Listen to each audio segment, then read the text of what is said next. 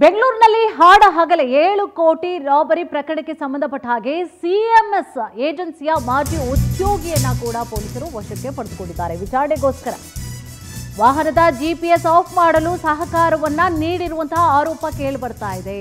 CMS ಏಜೆನ್ಸಿಯ ಸಿಬ್ಬಂದಿಯನ್ನ ಕೂಡ ಈಗಾಗಲೇ ವಶಕ್ಕೆ ಪಡೆದುಕೊಂಡಿದ್ದಾರೆ. ವಾಹನದ ಜಿಪಿಎಸ್ ಆಫ್ ಮಾಡಲು ಸಹಕಾರವನ್ನ ನೀಡಿದ್ದ ಈತ ಅನ್ನುವಂತಹ ಆರೋಪದ ಹಿನ್ನೆಲೆಯಲ್ಲಿ 18 ನಿಮಿಷಗಳ ಕಾಲ ಜಿಪಿಎಸ್ ಆಫ್ ಮಾಡಿಸಲಾಗಿರುತ್ತೆ ಮಾಜಿ ಉದ್ಯೋಗಿ. ಹೀಗಾಗಿ ವಶಕ್ಕೆ ಪಡೆದುಕೊಂಡು ವಿಚಾರಣೆಯನ್ನ ಕೂಡ ನಡೆಸ್ತಾ ಇದ್ದಾರೆ ಪೊಲೀಸರು. ಜಿಪಿಎಸ್ ಆಫ್ ಮಾಡಿದ್ರೆ ಎಲ್ಲಿ ಹೋಗ್ತಾ ಇದ್ದಾರೆ ಏನು ಅನ್ನುವಂಥ ಮಾಹಿತಿ ಸಿಕ್ಕೋದಿಲ್ಲ.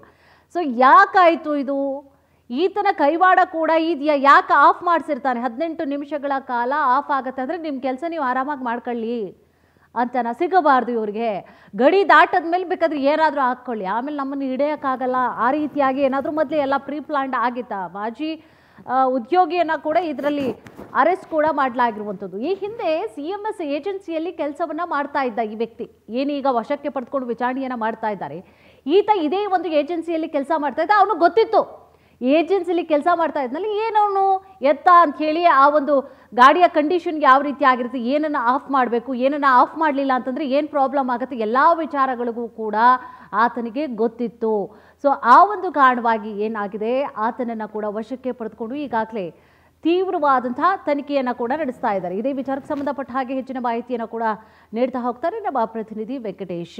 ಎಸ್ ವೆಂಕಟೇಶ್, ಈಗಾಗಲೇ ಈ 7 ಕೋಟಿ ಪ್ರಕರಣಕ್ಕೆ ಸಂಬಂಧಪಟ್ಟ ಹಾಗೆ ಯಾರನ್ನೆಲ್ಲ ಇಲ್ಲಿಯವರೆಗೂ ಕೂಡ ವಿಚಾರಣೆಯನ್ನು ನಡೆಸಲಾಗಿರುವಂಥದ್ದು, ಏನೆಲ್ಲ ಮಾಹಿತಿಗಳು ಈಗ ಪೊಲೀಸರ ಕೈ ಸೇರಿದೆ?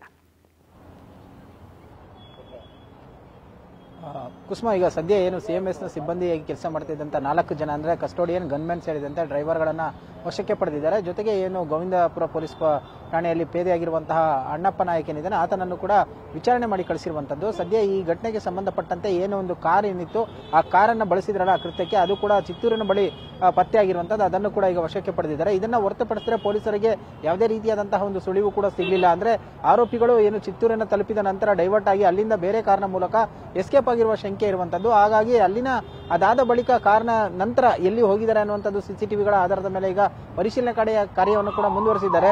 ಪೊಲೀಸರಿಗೆ ಈಗ ಕಾರ್ನ ಮೂಲ ಮಾಲೀಕರು ಯಾರು ಅನ್ನೋದ್ರ ಬಗ್ಗೆ ಪತ್ತೆ ಹಚ್ಚಿದ್ದಾರೆ. ಅಂದ್ರೆ ಈ ಕಾರನ್ನ ನೋಡ್ತಾ ಇದ್ರೆ ಸಂದರ್ಭದಲ್ಲಿ ಗೋವಿಂದಪುರದ ಅಂತ ಹೇಳಿ ಗೊತ್ತಾಗಿರುವಂತದ್ದು. ಅಲ್ಲಿನ ಕಾರನ ಮಾಲೀಕರನ್ನ ವಿಚಾರಿಸಿದಂತಹ ಸಂದರ್ಭದಲ್ಲಿ ಅವರು ಈಗಾಗಲೇ ಆ ಕಾರನ್ನ ಕೂಡ ಮಾರಾಟ ಮಾಡಿದ್ದಾರೆ ಅಂತ ಹೇಳಿ ಗೊತ್ತಾಗಿರುವಂತದ್ದು. ಅಂದ್ರೆ ಇಬ್ಬರನ್ನ ಮತ್ತೆ ಶಂಕಿತರೇನಿದ್ದಾರೆ ಅವ್ರನ್ನ ವಶಕ್ಕೆ ಪಡೆದು ವಿಚಾರಣೆ ಮಾಡುವಂತ ಕೆಲಸವನ್ನ ಮಾಡ್ತಾ ಇದ್ದಾರೆ. ಆದ್ರೆ ಈ ಘಟನೆಗೆ ಸಂಬಂಧಪಟ್ಟಂತೆ ಈ ಸಿಬ್ಬಂದಿಯನ್ನ ಹೊರತುಪಡಿಸಿದ್ರೆ ಬೇರೆ ಯಾವುದು ಕೂಡ ಮಹತ್ವದ ಸುಳಿವುಗಳು ಪೊಲೀಸರಿಗೆ ಲಭ್ಯ ಆಗ್ತಾ ಇಲ್ಲ. ಅಂದ್ರೆ ಈ ಇನ್ಸಿಡೆಂಟ್ ಆಗೋದಕ್ಕೂ ಮುಂಚೆ ಇವರು ಯಾರ ಒಂದು ನೆಟ್ವರ್ಕ್ ಅಲ್ಲಿ ಇದ್ರು ಅನ್ನೋದನ್ನು ಕೂಡ ತಿಳಿದು ಬರಬೇಕಾಗಿರುವಂತದ್ದು. ಆದ್ರೆ ಈ 4 ಜನ ಕೊಡ್ತಾ ಇರುವಂತಹ ಮಾಹಿತಿಗಳನ್ನ ಆಧರಿಸ್ತಾ ನೋಡ್ತಾ ಇದ್ರೆ ಇದ್ಯಾವುದು ಕೂಡ ಈ ಒಂದು ಕೃತ್ಯದ ಬಗ್ಗೆ ಅವರಿಗೆ ಪ್ಲಾನ್ ಇದ್ದಿಲ್ಲ ಅಥವಾ ಇದರಲ್ಲಿ ಭಾಗಿಯಾಗಿಲ್ಲ ಅನ್ನುವಂತ ಶಂಕೆ ಕೂಡ ಮೂಡ್ತಾ ಇದೆ. ಸದ್ಯ ಪೊಲೀಸರು ಈಗ ತನಿಖೆಯನ್ನ ಮುಂದುವರಿಸಿರುವಂತಹದ್ದು ಕುಸುಮ.